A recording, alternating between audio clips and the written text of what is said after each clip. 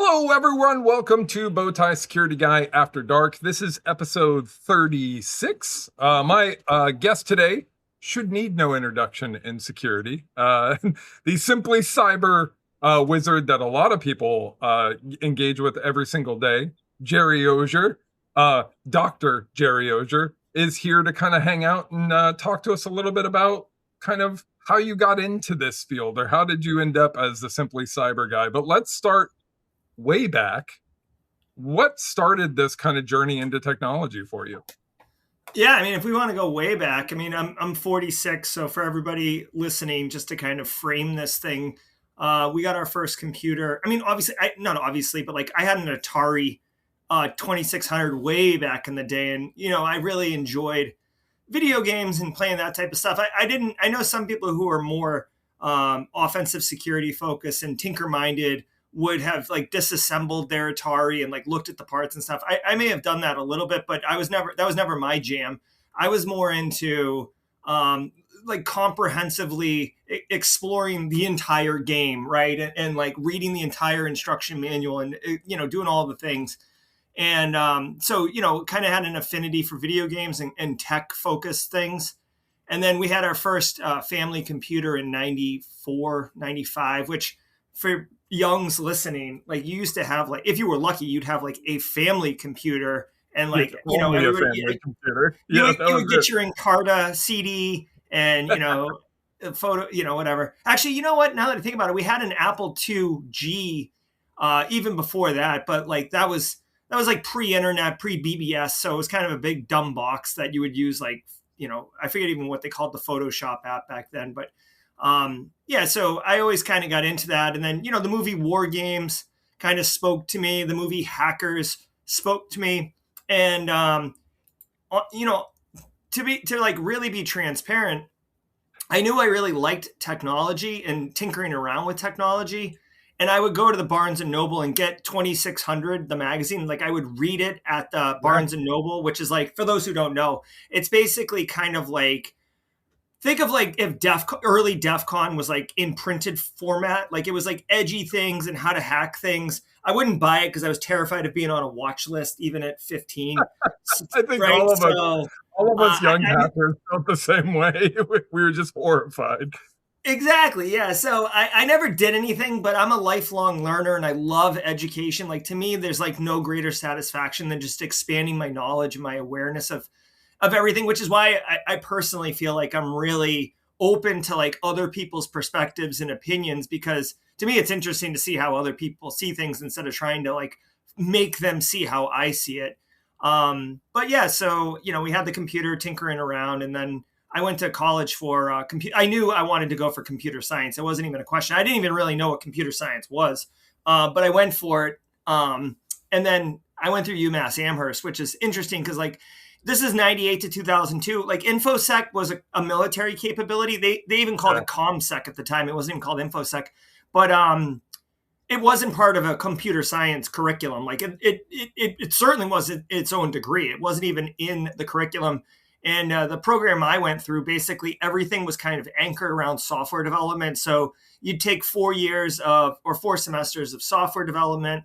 And then you would take like databases, but it was like how to use databases to make a web app, and networking so you can open sockets with software. And so when I came out, I was a software engineer, and but still always kind of hovering around technology. And I just love it, dude. It's so satisfying for someone who loves intellectual stimulation, because it's constantly changing, and being able to attack it and manipulate it to do things it shouldn't do. I'm not good at identifying those things, but I am incredibly interested in seeing how other people could do it. It's almost like, I could study this thing over and over and over and over and over and never see that thing. And then when I see someone else do it, I'm like, oh my God, it's like mind blowing, because it like reveals something that I just had blinders on. Well, and I think that's where technology is in general, right? All of us who are in this field, I think, have that obsession with learning. Ironically, like I wasn't a big, like I didn't take the school path like you did, but I did take the like constantly learning, playing and tinkering. path that I think a lot of like young hackers did. But it's so funny that you mentioned like just being overly paranoid, because I feel like all of us existed in that.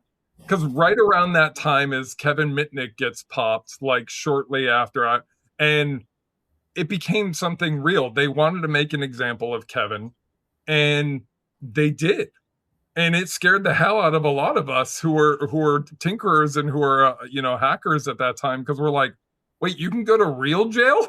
Because I mean, this is even before they truly had like computer abuse laws kind of flushed out. Like I got investigated and they didn't even understand computers. Like the cops were like, well, what are you doing with that? And I'm like, oh, I don't know, Yeah. It's amazing. So you finished college, and then were you able to score a job like right out of college in technology, or how did that work? No, I wish I had. So I don't. It's kind of it's probably relatable to people nowadays. So when I went to college, like and this isn't to sound arrogant or anything, but like I accelerated in high school. So I was taking like all honors, everything, getting A's and not even like trying. So like doing the school came easy to me, and in college it kind of came easy too. So like a lot of my friends were not in the computer science. Most of my friends were not in the computer science program. I wasn't even friends with engineers, and I would just do the work and then go party or go hang out with my friends and stuff like that. So I never really went beyond doing the minimum, right, to get the A, get the degree. Yep. And no one had really explained to me. I had family members, like extended family, who had gone to college and stuff, but I, without getting all into the weeds of this, like I didn't really have a parent figure who was vested in wanting to help me understand what you're supposed to do at college. To me, college was like high school plus plus. I'm like, okay, like let's just do it. And then when you Right, graduate, you go to the job store and get a job. And like I was like, oh, okay, like no big deal. I'm going to just do this Go for to 4 the years. job And store. yeah, I, so I I can't tell you how many people I talk to, and many people listening to this podcast, who just believe when you're out of college, you just say, "Look, I got my degree. I'm good now. Like, where's my job at?" I have those exactly. conversations And all the the time. timing of it too, you got to remember, Robert, the year was like 2002. Like the dot-com boom was Yeah. happening, and like everybody, Yahoo was huge, and Yep. Mark Cuban just made like $4 billion selling broadcast.com. And like, dude, people were throwing money around. Like almost honestly, if you want to think about it, for people who are young and don't know that, like the way AI is happening right now is Exact exactly same. how the dot-com boom was. People were just literally throwing money at everything and hoping that they were getting a winning lottery ticket. So not only did I not try, but I also thought like, oh my God, I'm just going to walk out and get like an $80,000 a year job.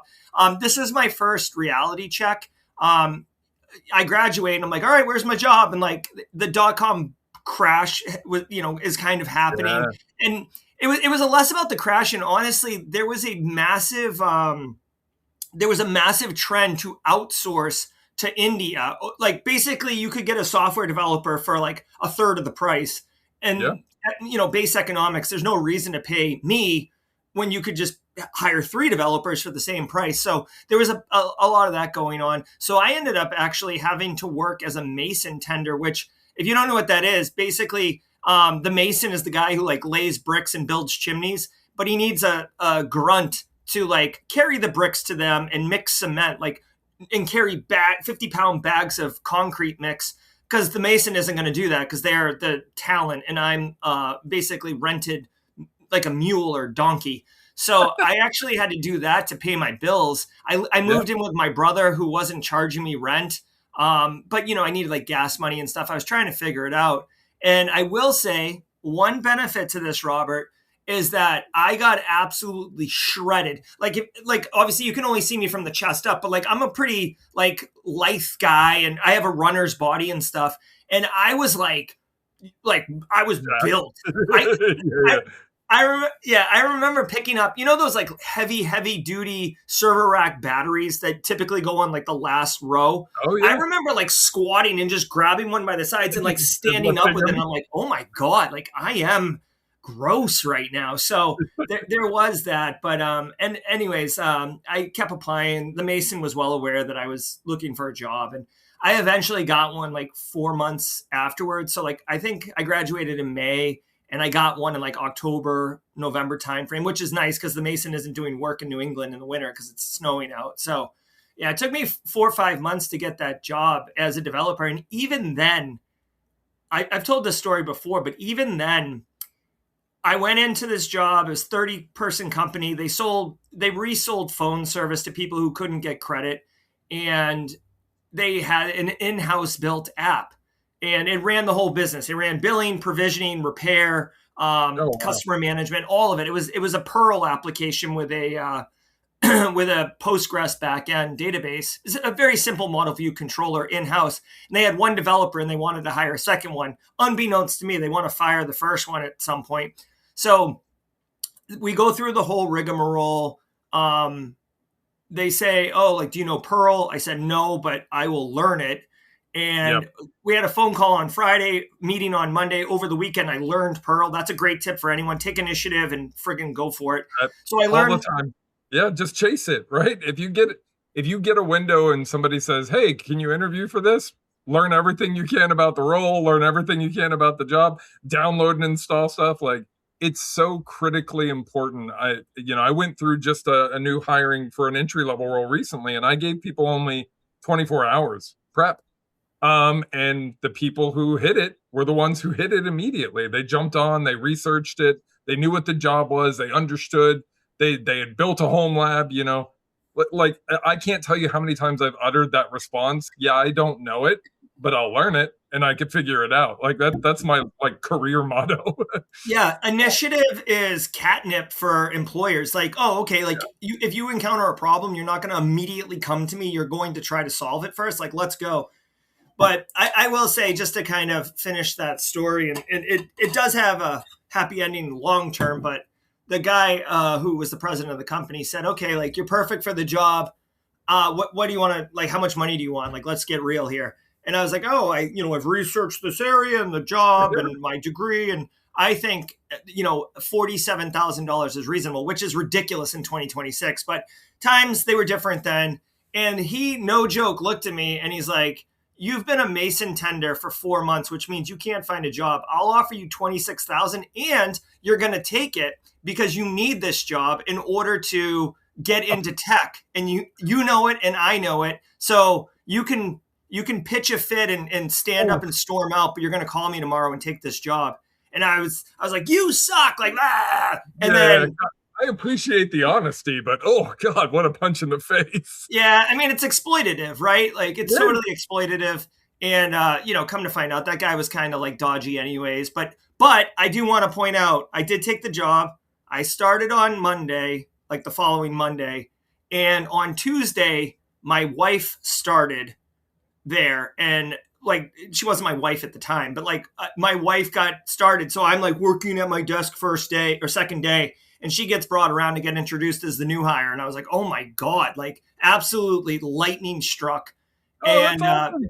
and then I married her. So like, that job, that job, but it was good. And then I parlayed it into getting into KPMG consulting, and I moved to DC and all these. And then, it's after that, it's like, good to go. Yeah, well, I mean, sometimes you got to eat ramen for a while before you can have a steak, right? I mean, that's really like, there's so much of my career where I took lateral moves because I wanted the experience and opportunity that I probably should have fought more and fought harder. But like you said, when you don't have negotiation power, and a lot of people right now in the job market, they don't have any. I mean, when I was laid off, majority of the job offers I got, I said, well, can I counter that? And they said, no. It was like no, you can't count. This is at the executive level. Like, I'm talking VP and director roles. I'm like, well, that's great. I'm thinking I'm at least 15% more. And they go, okay, well, that's our offer. And I was so, okay, I guess that's your offer. And they're like, we hit you at the highest we could. And I'm like, all right, but they know that they have people kind of in a situation. And that's why you've seen the pay scale kind of tank recently and just drastically. So you worked there, you ended up it ended up being kind of a pivotal life moment for you. And I think that's a great life lesson in general. Is like, you don't know where that opportunity could lead. Like the only reason we're talking is because I presented at Zero Trust. One of my friends goes, "Hey, have you met Gerry?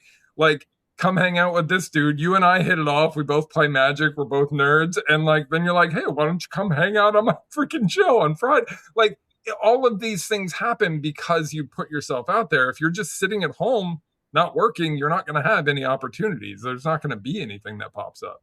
Yeah, and I've gotten comfortable saying, or not. That's kind of revealing too much, but like if you're not getting uncomfortable, and I don't mean like sit on a tack or do something dumb, but like if you're not putting yourself into uncomfortable, whether it's trying to work on something that you don't know, or meeting someone you don't know, or going to a conference you haven't been to, you're not growing. Like if everything's comfortable, that means that you've already kind of figured it all out.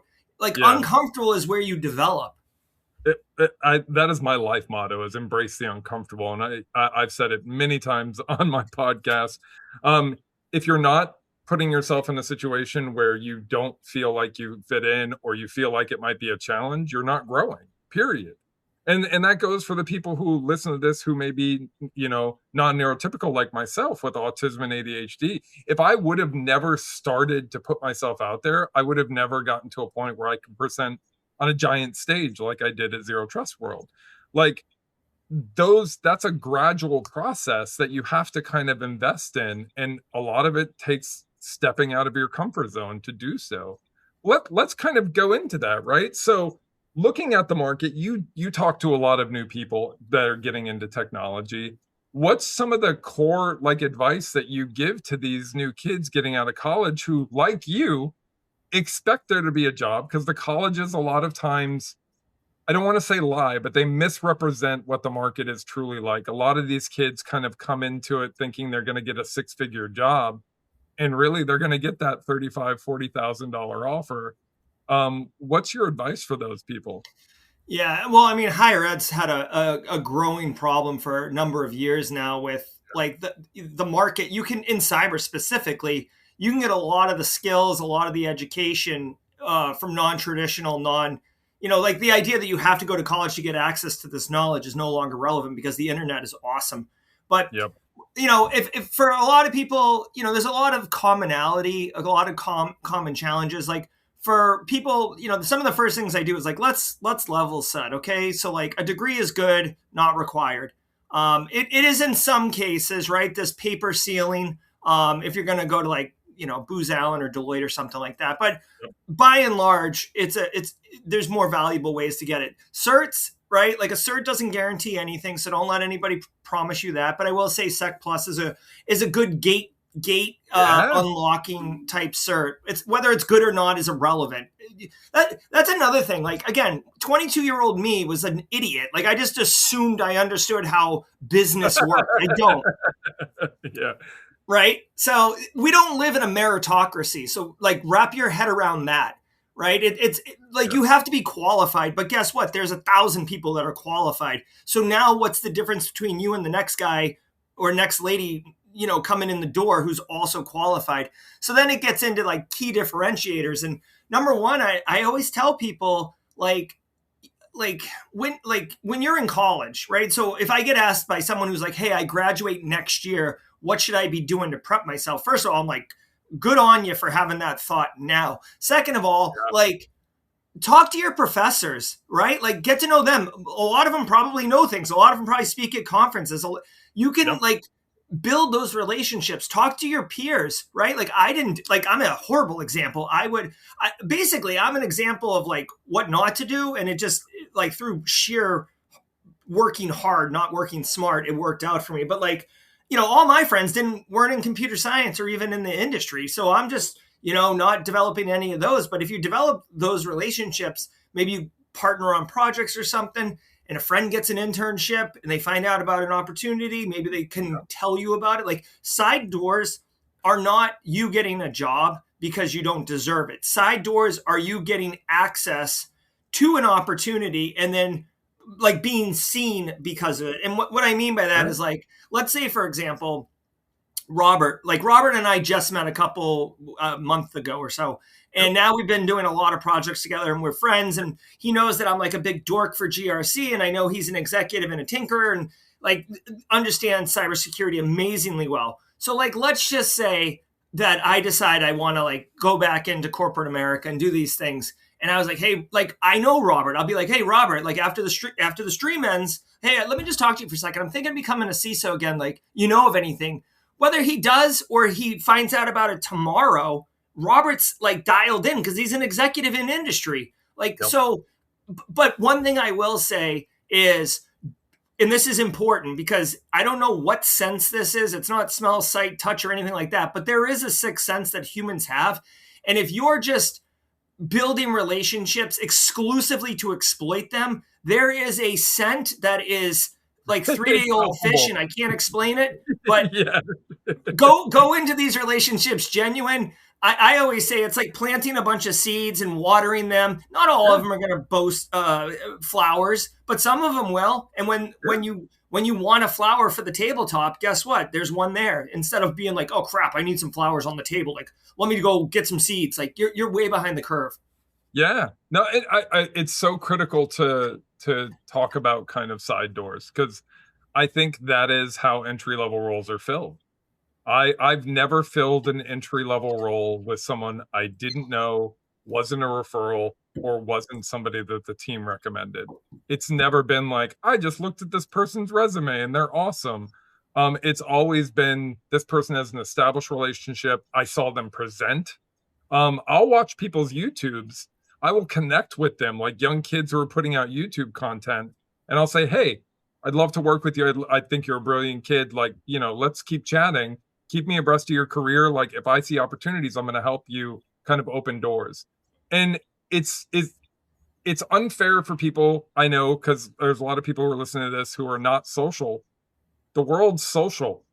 You have to learn to adapt to it, or you're going to get left behind. Because that one thing that Gerry said earlier is like, hey, what is the differentiator? There's a bunch of people, especially for an entry level role, there's a bunch of people with your exact skill set. What makes you different? And a lot of what makes people different for entry level roles are you're putting yourself out there, you're presenting, you're educating, you're helping others. That's what I love to see with a young mentee or young person who's trying to get into technology. But I'll tell you, and you can probably attest to this also, I've helped literally hundreds of people, and less than maybe 3% have actually made any demonstrable changes based on advice or feedback. Because most people want to stay in their comfort zone. Have you seen similar with your education and with educating people? Yeah. I mean, this is kind of a fun thing. So, I run Simply Cyber Academy. So I run Simply Cyber Media, which is like where I do podcasts and live streams and threat briefs and stuff. But I also have a business called Simply Cyber Academy, and it's like very affordable asynchronous training around GRC and offensive security. Your GRC training, in my personal opinion, is some of the best because it's relatable, it's actionable, and it's clearly defined compared to a lot of programs that get you in the minutia. I've watched a lot of your stuff, and you also offer a ton of free stuff too, which is fantastic. Yeah. Just to plug your stuff. Well, and thank you. And so the thing is, like on the media side, like as a business person, okay, I've got to generate revenue, right? I have to pay my bills and everything. And on the media side, I'm able to generate enough money that like I don't need to like ratchet up the prices on the academic side, because on the media side, businesses are my clients. On the academic side, it's people like trying to level up and get into industry. So I don't want to charge them the amounts that I could charge. In fact, I've worked with so many marketing people that the very first thing they do when they come in is like, oh, you've got to raise rates. And I'm like, raise your rates. Right, yep. Yeah, apparently you don't understand what we're doing here. So like, I'm just going to go ahead and not work with you. But what I want to point out is my GRC masterclass, which is like my flagship course and everything like that. I originally had it for what, like pay what you can, right? And I think this is crazy, but like the first week I had it out, I had something like 8,000 or 9,000 people sign up for it, which is like insane. And sign up at $0, excuse me. Yep. Right. So I'm waiting for the completion rate of those 9,000. Dude, I wish completion rate was what you wanted.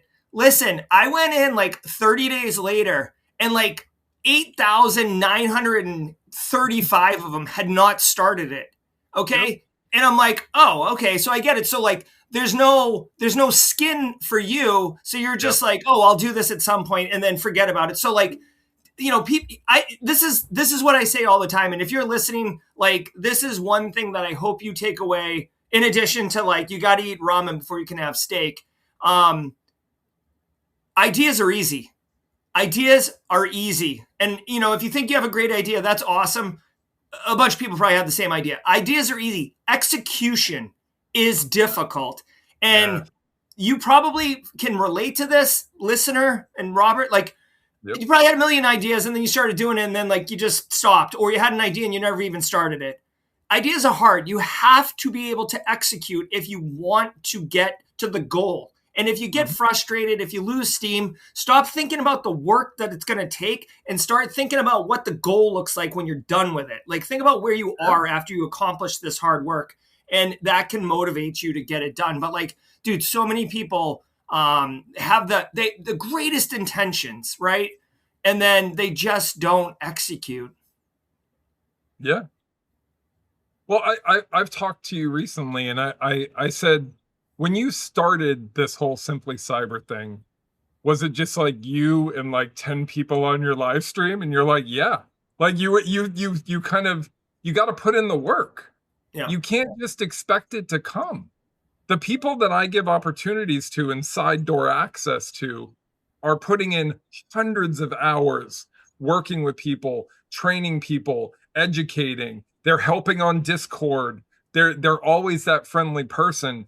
You want to be somebody who brings sunshine into a room and none of this negative, like, oh, the market sucks, this sucks. We don't, as hiring managers, I don't care.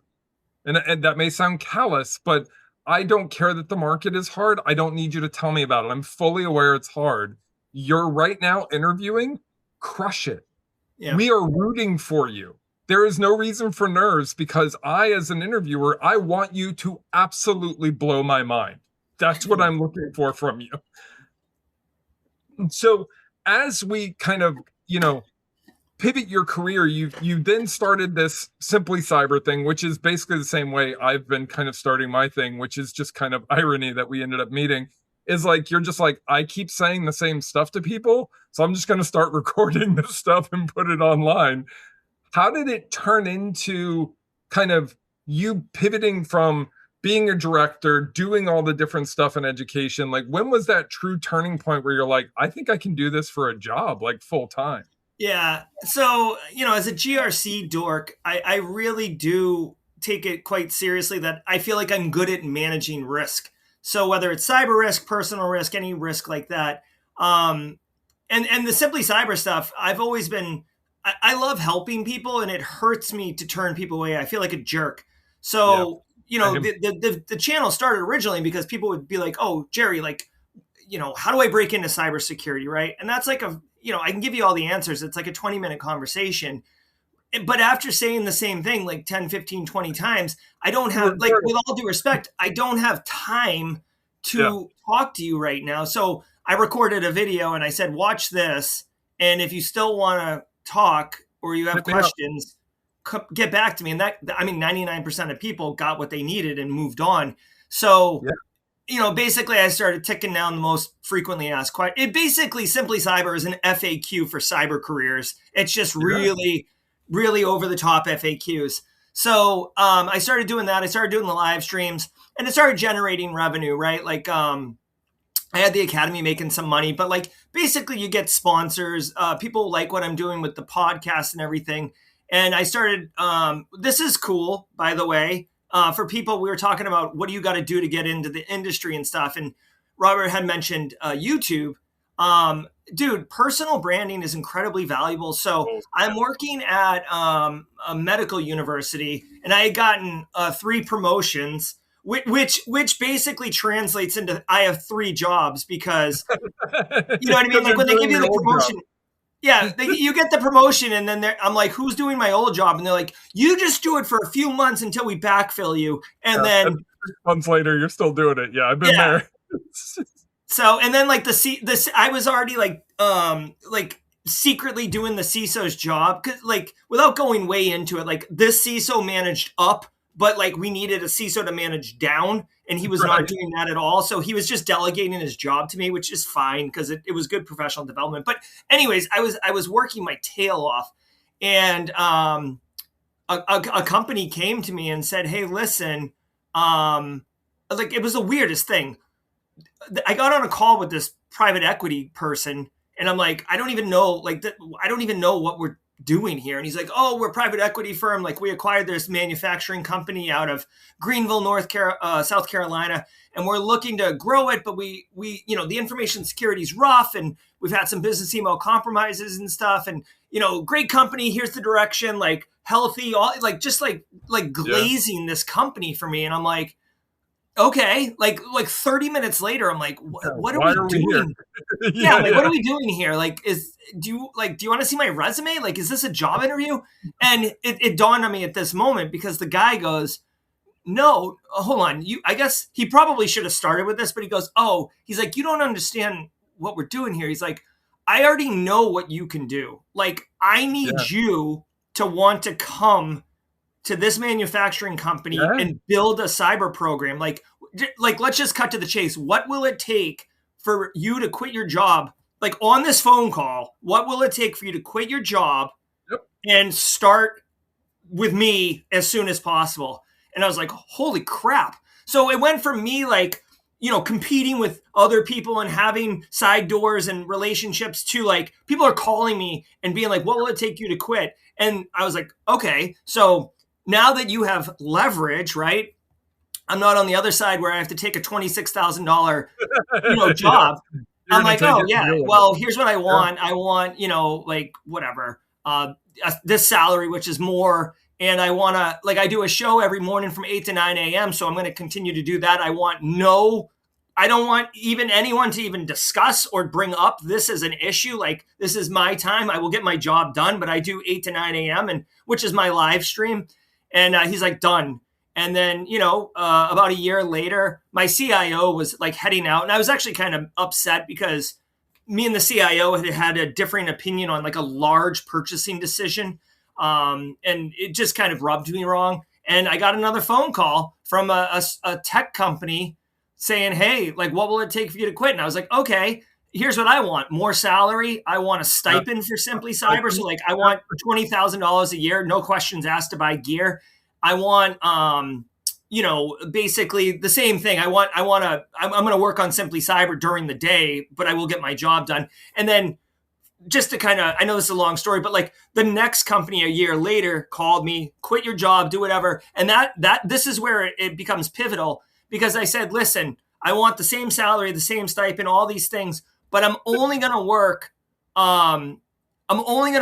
Monday. What did I say? Monday, Tuesday, Wednesday, like, or it was something like 30 hours a week or 25 hours a week." Like, basically I said, like, I'm part-time, but I'm getting full-time salary, because the CEO was like, "Sure, yeah, you can work part-time. We'll just take a percentage of your salary off." I'm like, no, I don't think you understand. Like, I'm going to give you what you're asking for, but I don't need 40 hours to do it. And I'm going to do my Simply Cyber stuff. And he's like, okay. So then that was the tipping point. So now I started, I had enough money in the bank. I was generating enough revenue. I was basically one foot in both worlds Yeah. with time.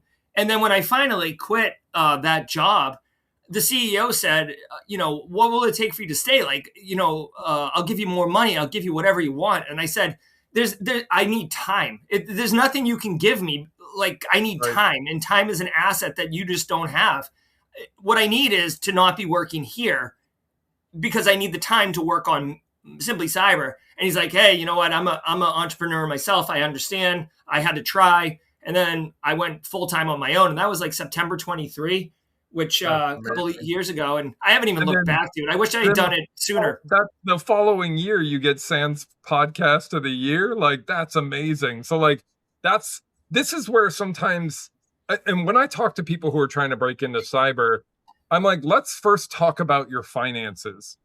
Like, are you in a place that you can actually afford to leave your current career to take what's almost guaranteed a pay cut to pivot into cyber? And they're Mm-hmm. like, "Well, what do you mean? I'm making 150,000 now. Like, what would it be for an entry level or senior role in cyber?" I was like 130, 120. Oh, I couldn't do that. I was like, also, you'll be working overnights and you'll be on site. Is that okay? Oh, I'd have to move? Yeah. Yeah, these remote jobs are rare. Like, I was telling my daughter today, I was like, honey, the job that I have as a Fortune 500 executive, being able to work remote is literally like 1% of the world. Like, it is so incredibly rare, and I will do nothing to jeopardize that, going above and beyond Yeah. and working to ensure that is kind of safe, because they were being really loud. And I'm like, I'm on a call. Like, come on. But it's interesting because so many people think that like breaking into cyber is something easy. It's a conversation you got to have with your spouse, because your life is going to be disrupted. You're not going to walk into like a 9 to 5.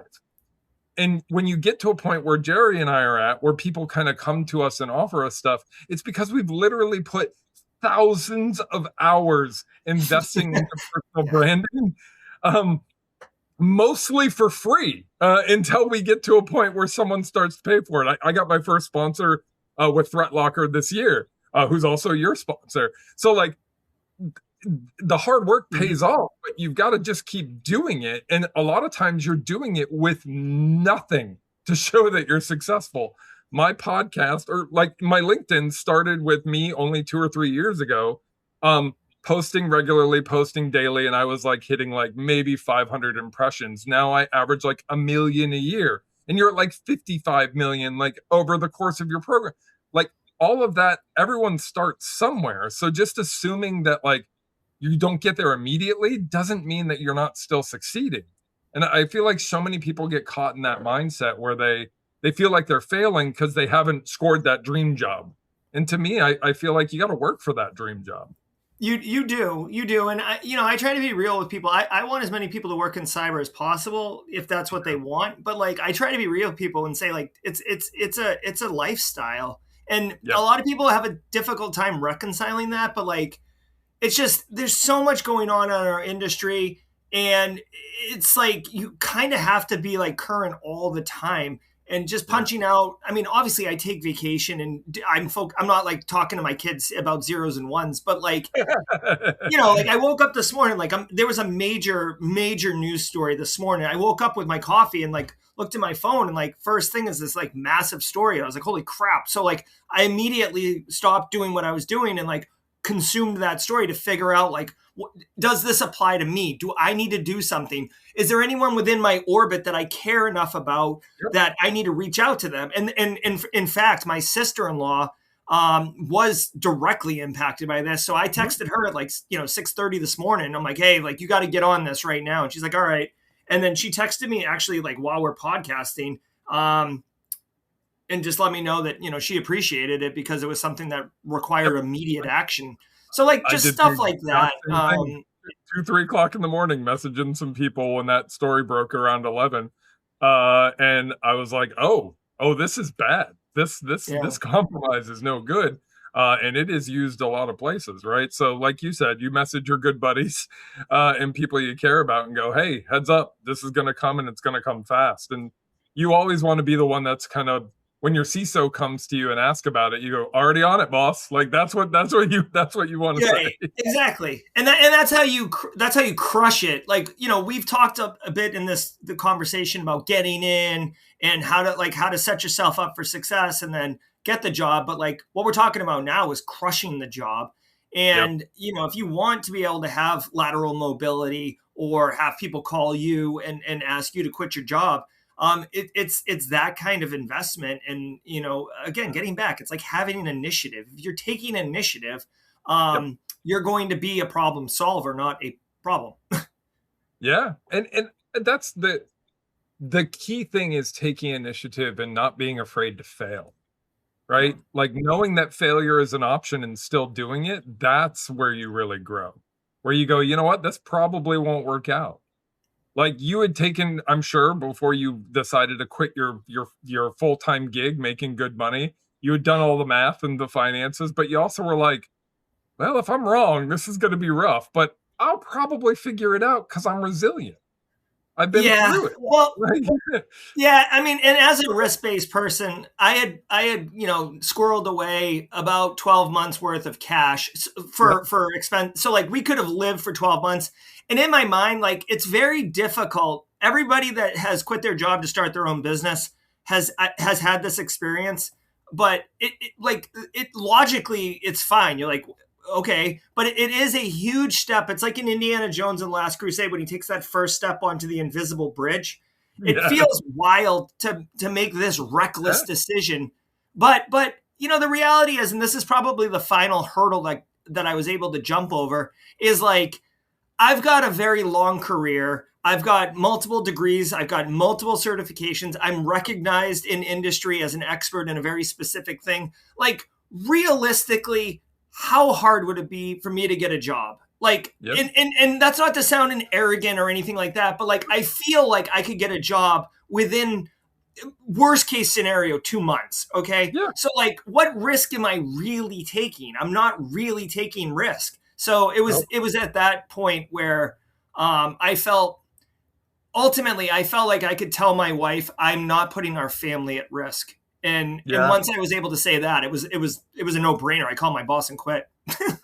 Well, it really comes down to when you look at the situation and you're looking at your overall career growth, taking stock in what you're doing, making sure you have enough cash put away.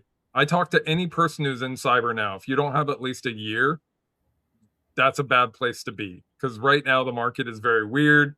You want to make sure that you're if you're not doing what Gerry and I are doing and constantly putting yourself out there, it's going to be drastically harder. I can't tell you how many interviews I went to where they already knew me, they'd seen my content, and I didn't really have to sell myself. Hell, the job I have now, my entire management team joined the call with glowing bow ties when I interviewed. And I told them I literally was like, look, I don't even care what you guys are paying. Like I want to be your boss. Like you guys are amazing. Yeah. The fact that they put that thought in, but that's what it's all about is kind of getting your name out there, getting it recognizable and being part of the community because the jobs right now are going to community leaders and people who are part of the community, not to somebody who's never shared any knowledge, who's never been a part of anything. Just go and put yourself out there. I will we'll start wrapping it up, but what's the one piece of advice that you've been given that is stuck with you that you kind of still to this day kind of think about, and then we'll wrap it up. Well, and I do want to just comment really quickly, Yeah, because I get this a lot. Based on what you just said, I 100% agree with you. And a lot of people will say like, "Oh, well, that's easy. You're a Fortune 500 CISO," or "Ooh, it's easy. You have yep, a PhD in 20 years. Like, how easy?" Well, like I'm new to industry. What could I possibly say? Like, you know what I mean? Like a lot of people will use yeah, that argument to explain why they can't do the thing we're saying. So I just want to point out wherever you are, there is a group of people who want to be exactly where you are. There's also a group of people who are doing exactly what you're doing and would love to have a tribe and understand that this is not an isolated experience. So don't come at me with, your 20 years of experience like you can do it, I can't. You absolutely can do it. You just got to 100%. execute. Yeah, and just put the work in. It doesn't even have to be perfect. Just put stuff out there and be comfortable being uncomfortable, and you'll be more successful because of it. And that's just kind of the rule of business. Anyone who's ever succeeded has failed more times than they've been successful. Like Yeah. it's a very common thing. As far as something I've heard that's been kind of stuck with me, I haven't I can't think of anything right off the top of my head that is like, something from early in my career, but I will tell you something that really has stuck with me. And I heard it last year. My wife, who, obviously I love my wife, but she and I went to Black Hat last year. Black Hat's this major cyber conference. And I was doing some work. I was doing some interviews, filming and stuff like that. And there was a problem with the audio, right? Like the audio wasn't working or the lighting was screwed up and the CEO of ThreatLocker actually was the guy I was interviewing. And this is a guy who's like Yeah. important and he's got a busy schedule and I'm not trying to like waste his time and everything. And I was getting flustered. I was getting hot. I was getting anxious and irritable. I was like not barking, but like snapping at my wife and stuff. And she pulled me aside and she's like, Gerry, like, think about this. Just chill for a second. Just chill. Okay. I'm like, okay. She said, literally nobody knows what is supposed to be happening except you right now. So nobody knows that there's a problem. All they know is that you're setting up and it will take as long as it needs to take because they don't know that the audio should be already set up. They like no one knows but you. So like you're freaking out and projecting this like anxiety, which is clear to the CEO of Threat Locker because he's standing 5 feet away, that like you're a mess. So just take a breath and just execute. Do your troubleshooting. Like this is why you practiced and do all the things before we got here. And I was like, you know what? Like that's so right. So I just kind of took a breath. I said, okay, let's fix this audio. Like let's start with one, reboot it. Okay, that fixed it. Okay.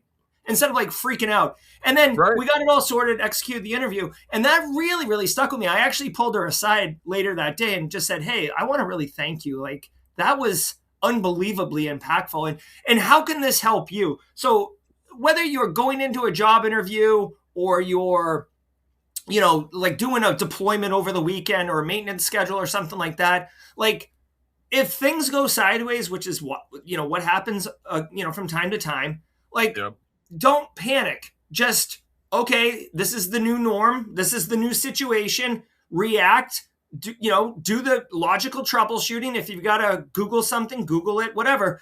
Just like almost be in control because panicking isn't helping anything. I know it just feels like a natural human reaction. You got to harness it and just kind of like mind over matter the thing. And I know it sounds very like, new wave guru type crap here, but what I'm just telling you, for me personally, her saying that to me and I really thought about it and I said, you're 100% right. Like, let me just execute right now. Obviously, if like the audio never fixed, I would have to say, hey, you know what? We're having some technical issues. We're not going to be able to do the interview and handle that piece of, the fork in the road. But, that happens. It happens. So anyways, just chill and handle the situation as it comes. You're there and you're the one who knows what's going on.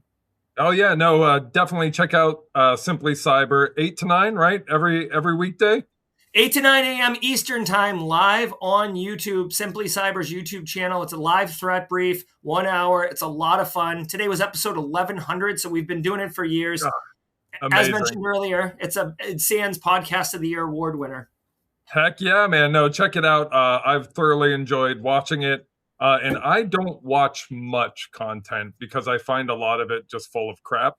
Gerry hits the notes right. Gerry does everything kind of to talk about the threat, breaks it down for you. If you don't ingest anything, spend an hour, throw him on in the background, and you'll absorb technical knowledge just by being there. But no, Gerry, thank you so much for coming to hang out, man. Anyone else? Good luck out there.